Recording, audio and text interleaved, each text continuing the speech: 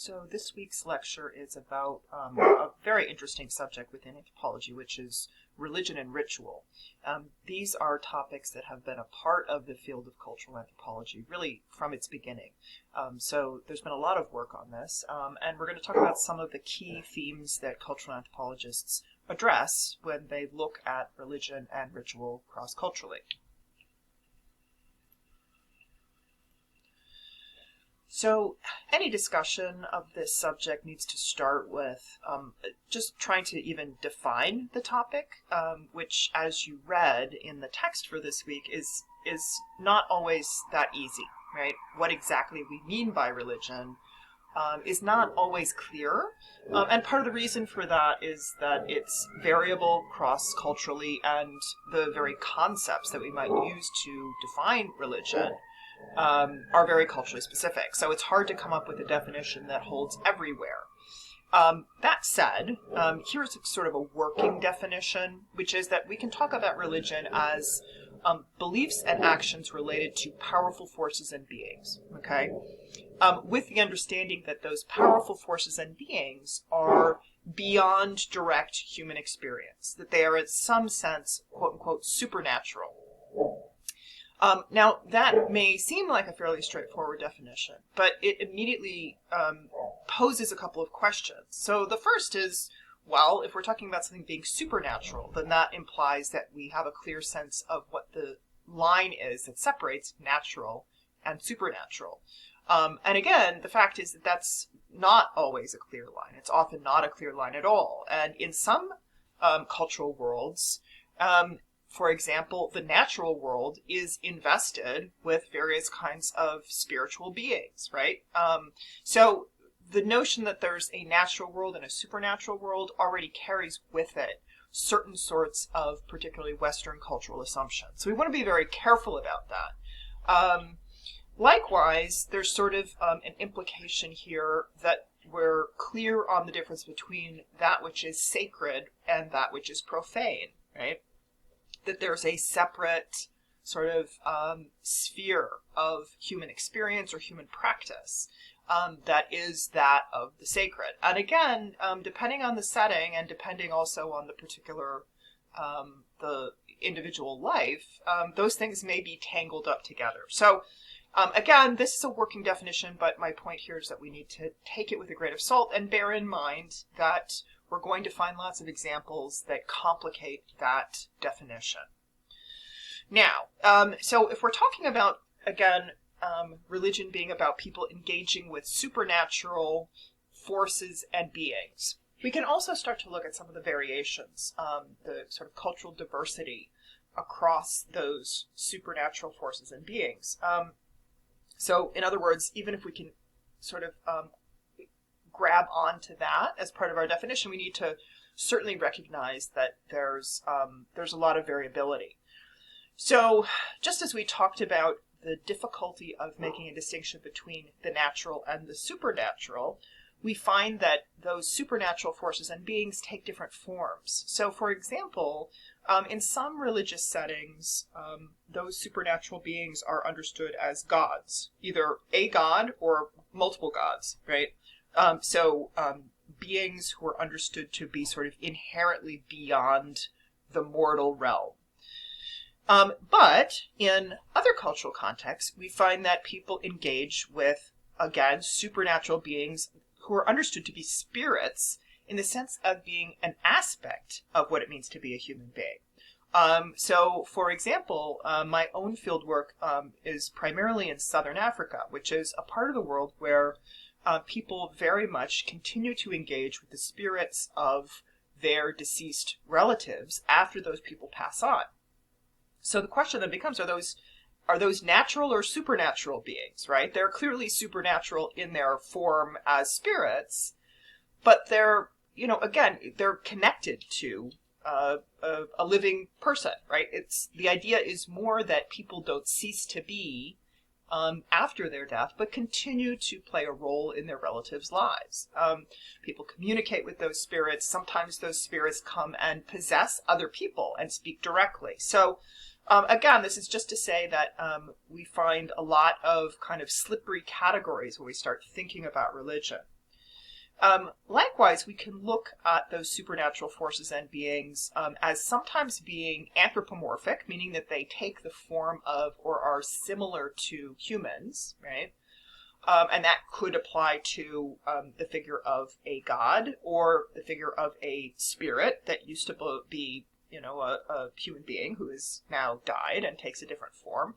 But there are also supernatural forces that are much more abstract, where, again, it's not understood to be sort of a person or a persona with a personality, but it's understood to be a sort of supernatural force that can act on the world.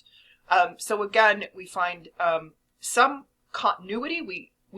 I think it's fair to say that we have a sense that religion is a distinctive area of human experience. But again, it just takes a lot of different forms. All right, so having sort of roughly defined our topic, let's talk about some of the key ways in which anthropologists have tried to make sense of what religion is and how people practice religion. So I want to run through some of the key concepts that are part of the anthropology of religion. One of the most important concepts is the idea of symbols. So a symbol is simply, the way I put it here is it's sort of a storage unit or a vehicle of cultural meaning, okay? So it's something that stands for something else and therefore can be deployed to bear that meaning in whatever context that symbol appears in, okay? These symbols are also the building blocks of ritual, which we'll talk about in a second, right?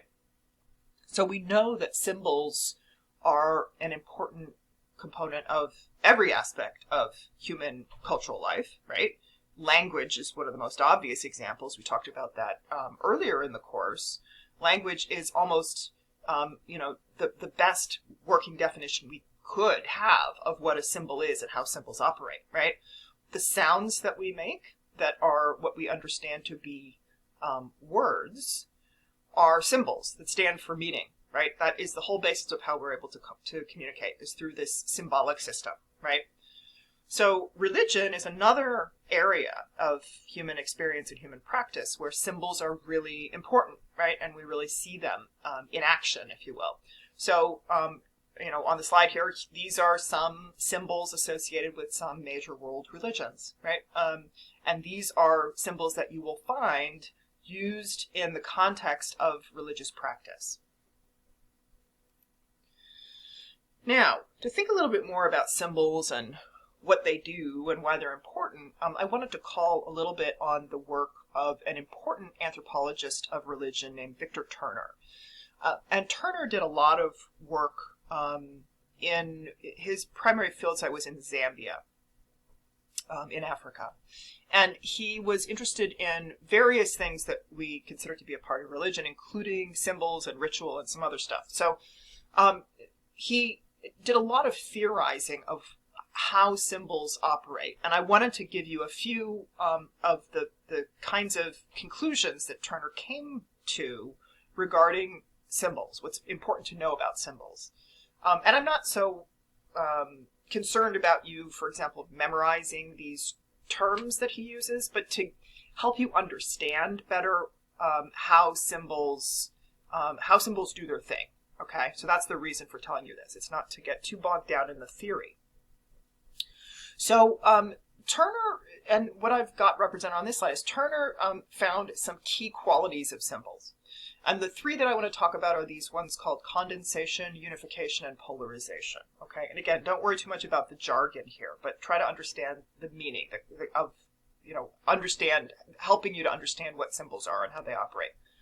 So, in terms of the idea that symbols, one of their qualities is condensation. One of the things that Turner noticed is that symbols don't just carry one meaning, but they often carry a bunch of meanings. That's the idea of condensation. So lots of different things and actions can be sort of crammed into a symbol. This is one of the reasons he found that symbols are so important and so powerful, okay? So they bring together multiple meanings in the same, again, whether it's a an image or an object or a gesture, whatever form the symbol takes. A second quality of symbols is what he called the unification of disparate significata, which sounds way more complicated than it actually is.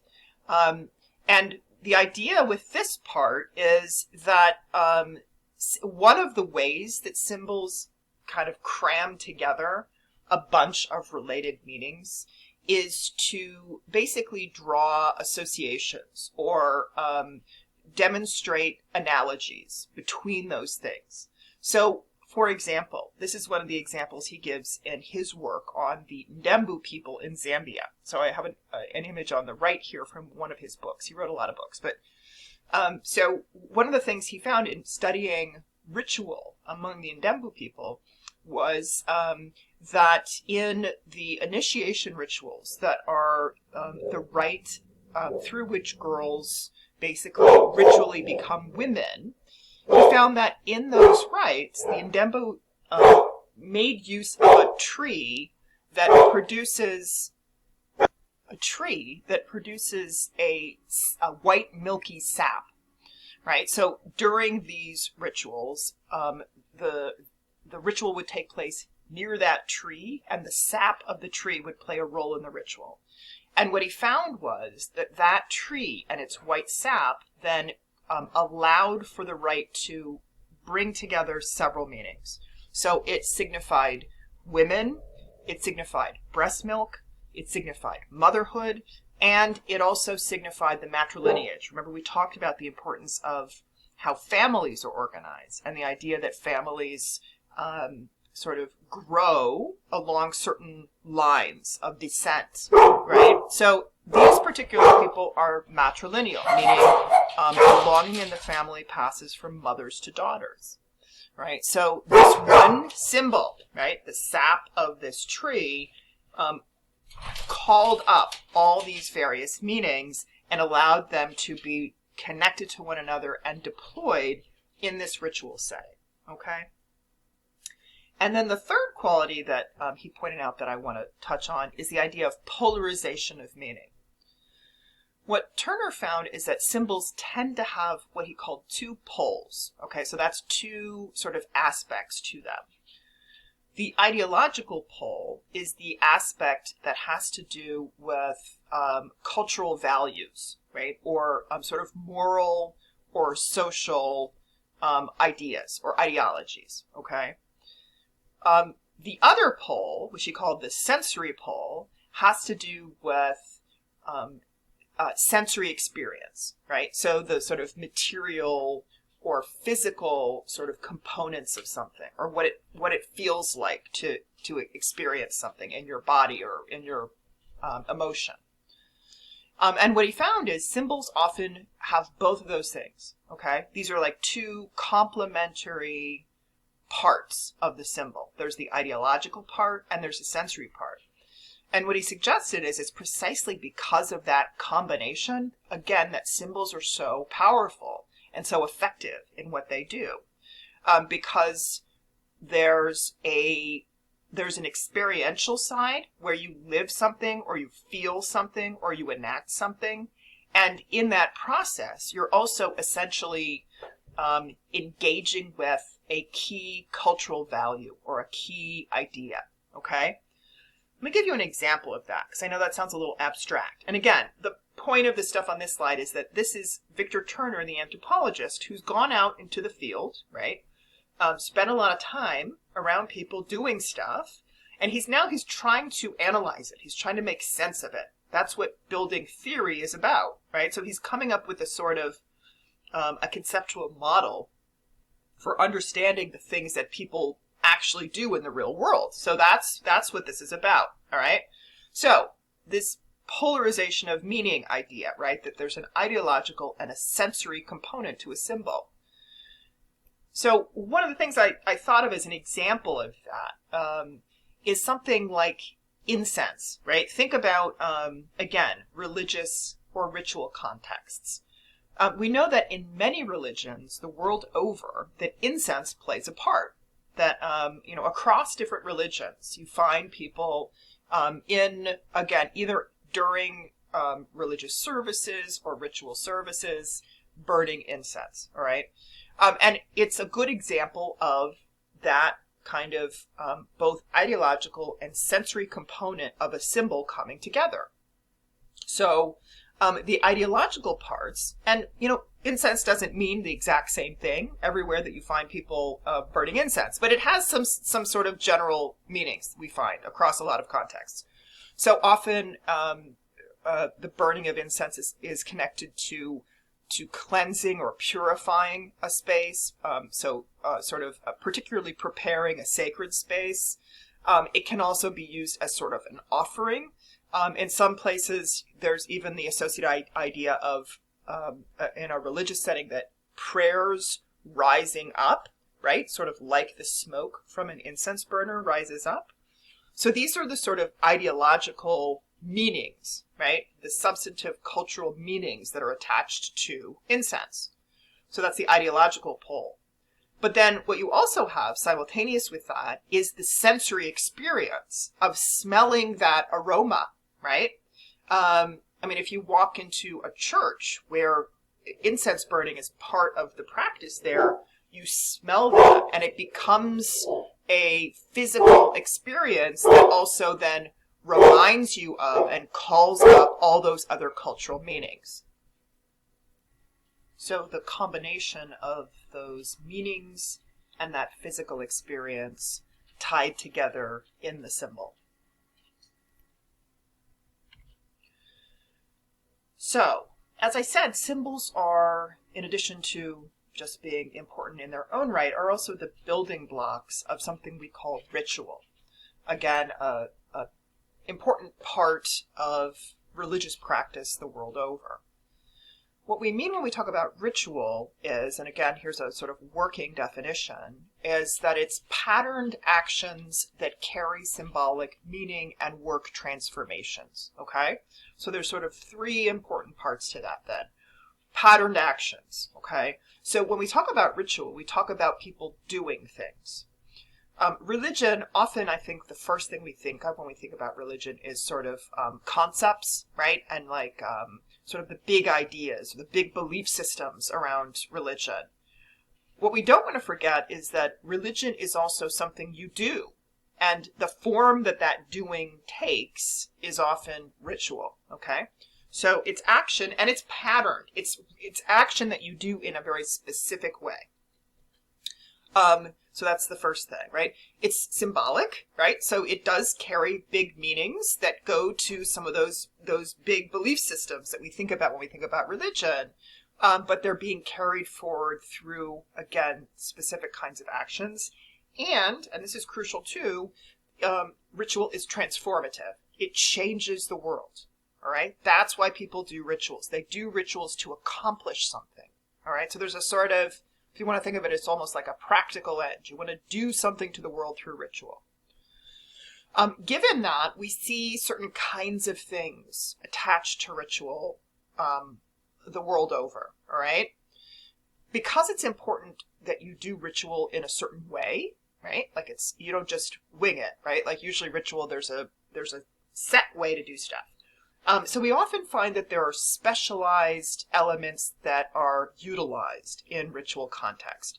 It could be special objects. It could be certain words or phrases that people intone. It might be certain ways of moving your body. It might be certain clothing. It could be all of those. But there's something different, something special, something purposeful about a ritual. People often have to sort of prepare for a ritual, right? They need to put on special clothes or set up an altar or whatever it may be, okay? The second set of things that we often find connected to ritual is a group experience, all right? That's what I'm alluding to with these phrases, collective effervescence and communitas. Your book mentions these two phrases. And these are also a really important part of what it feels like to be part of a group doing a ritual, all right? So as the book says, that collective effervescence, which is such a great phrase, is that feeling of being in a group of people going through a sort of emotionally transformative experience together. All right. So there's a sort of the idea that there's a sort of a feeling of heightened experience across a group of people, right? If you've ever been in any kind of ritual setting, in a church service or anything else like that, right? You know that there are moments where it's not just what's going on around you, but it's doing that in the context of being with other people who are also doing the same thing, okay? Communitas is similar to that in certain ways. We're going to talk about communitas a little bit more in a minute, but communitas is even more specifically that sense of shared, interpersonal shared experience that takes place in the context of ritual, but including and especially when the ritual involves basically going through some kind of ordeal together. Some of the rituals, and we'll talk about those in a few minutes, are transformative in a way that means that people have to experience something either scary or alienating or difficult. And going through that as a group bonds those people together. All right. So that's that feeling of communitas, that you create something like community or lifelong relationships by having experienced this challenging, transformative thing together. Okay. And the final element of ritual that I wanted to note is that in many places, most places in the world, when there's ritual, there are ritual experts. That is, there are people who know more about it and either lead the process, or sometimes they're the only ones who can do it, right? They have either a specialized knowledge or a special spiritual capacity themselves that allows them to do it, right? So it's often the case that there's somebody who is a specialist who is on hand when ritual's being conducted. And again, that's sort of a general pattern, but the form of those ritual experts is really varied, right? So I just gave a few examples here on the bottom. On the left is a man who is a priest in Haitian voodoo. The ritual practitioners in Haitian voodoo have relationships with a pantheon of spirits who come and possess them. And this priest here is pictured sort of, again, in the specialized clothing of the spirit that guides his work. In the middle is, of course, the Catholic clergy, right? Pope. So again, specialized clothing, specialized role, a particular sort of spiritual orientation. And on the right is a Mongolian shaman. Excuse me. So shamans are individuals who their specialty is to travel in a spiritual way to another realm. And from that traveling that they do, they're able to bring back information and often help people with things like healing. So, we're going to talk about the anthropology of health and healing later in the semester, and you'll find there's tons of overlap between what we consider religion and what we consider health and healing. So a lot of these ritual experts, who we might consider religious practitioners, are also healers. That is, they are helping people deal with misfortunes of various kinds, including illness.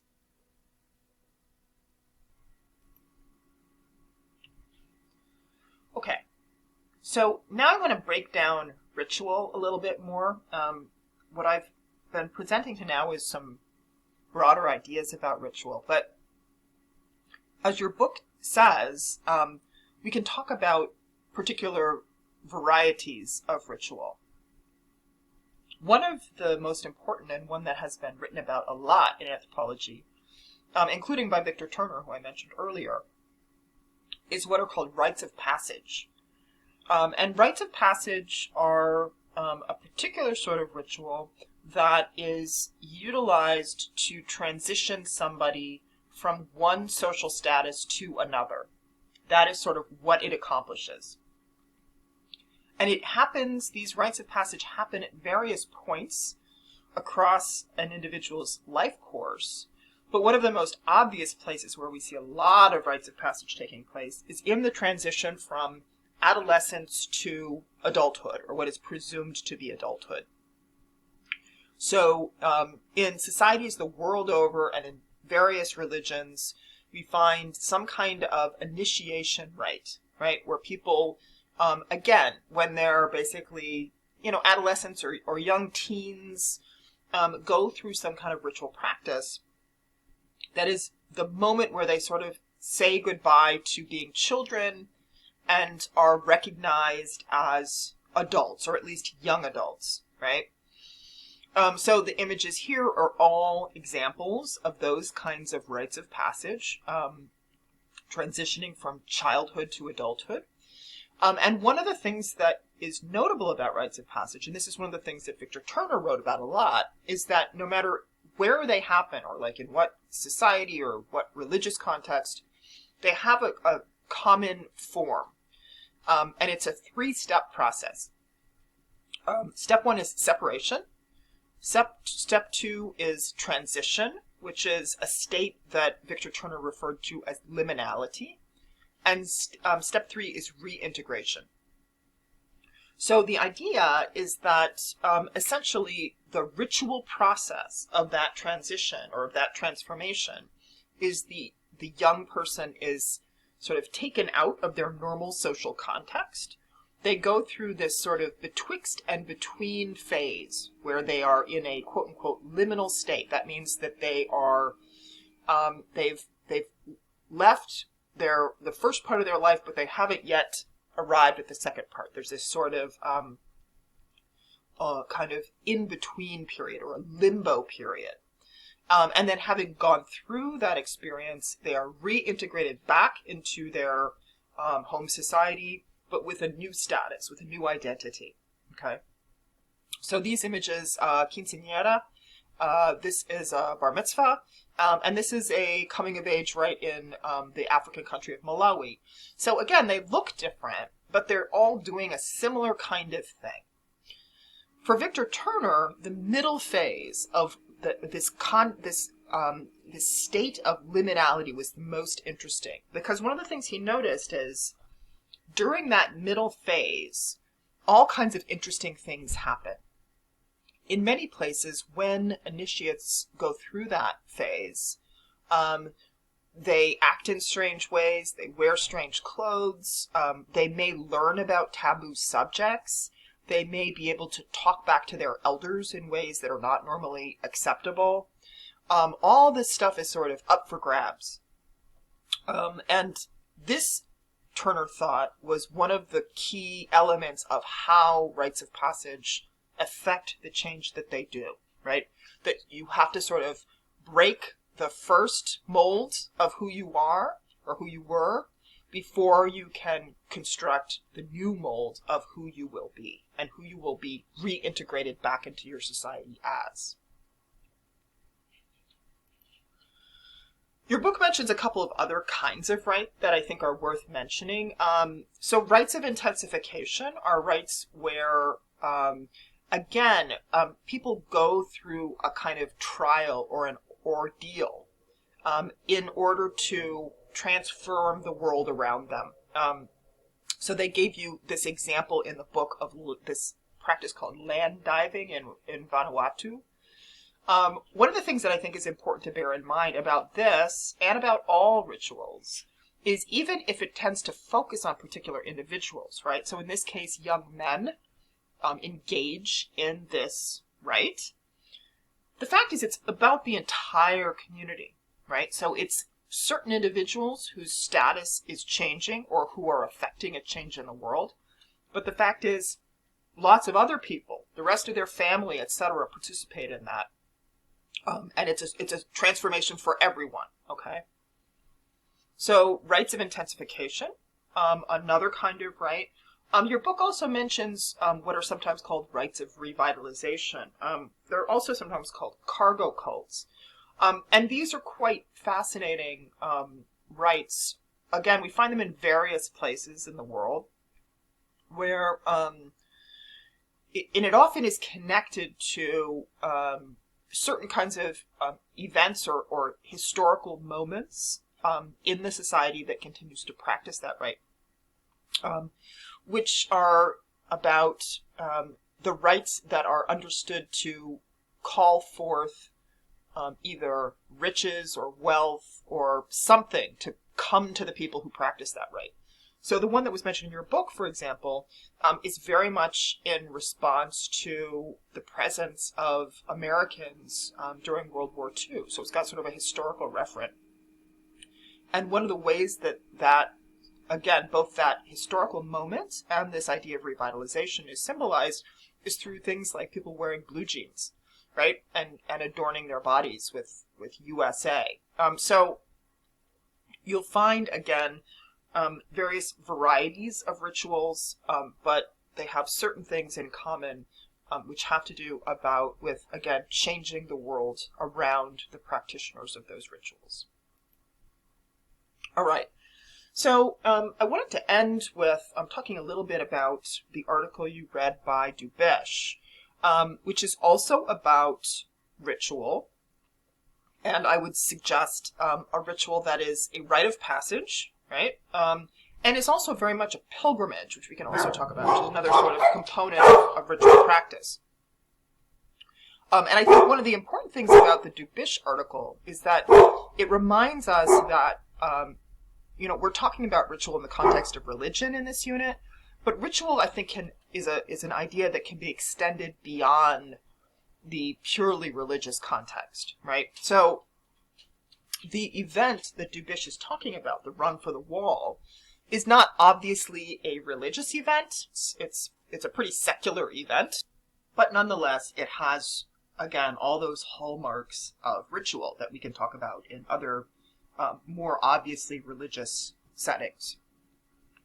So the Run for the Wall, as you read about, is the name given to a yearly event wherein Vietnam veterans and their family members and supporters and others make a cross-country journey on motorcycles to ultimately arrive at the Vietnam War Memorial in Washington, D.C. And it's something that's conducted for at least a couple of reasons. For many of the veterans, it's an act of personal healing. As you read, a lot of people have ongoing, long-standing sort of effects from having been in the war, including the trauma of PTSD, etc. So part of it is that, right? So a sort of personal journey for people. There's also the political issue of missing in action soldiers that is one of the things that people are addressing by participating in this.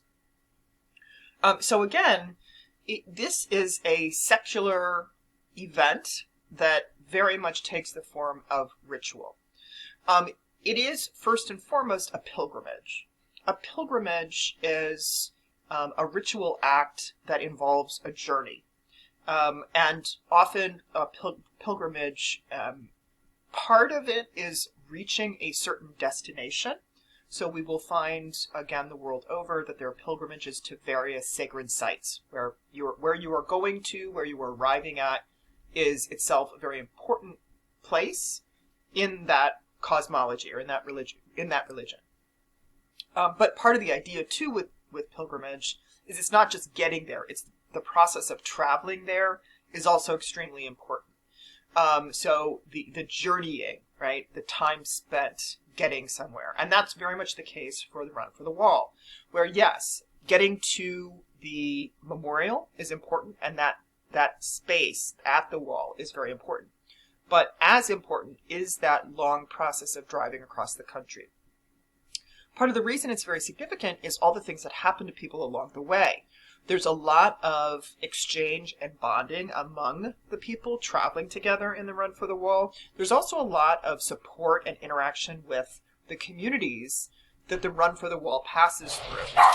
So there's sort of multiple ways in which people are reflecting on and engaging with their experience in the wall and afterwards. I think we can very much also talk about the run for the wall as a rite of passage, right? It has that sort of transformative effect on people. Certainly, while they are in process, while they are journeying from one place to another, people are in a sort of liminal state. They are, they've left their more typical status, and they haven't yet arrived at that new status of, again, healing or closure or whatever it may be that they are seeking. There certainly is also a great deal of communitas, right? Remember we talked about how people who go through an ordeal together in a ritual setting, there's a sort of bonding that takes place. There's a creation of a sort of community around that experience. And certainly the Run for the Wall is an excellent example of that. And then when the travelers arrive at the wall, right, in Washington, D.C., it's also treated as a sort of sacred place, and very much almost as if it is a shrine. So people bring various kinds of offerings that they leave at the wall. They engage with the wall in certain places. So basically all, wrapped up in this one, again, secular event are many, many of the hallmarks of religious ritual that we find in many places in the world. So I think it's a great example for thinking through how ritual operates, again, whether within or beyond the religious context.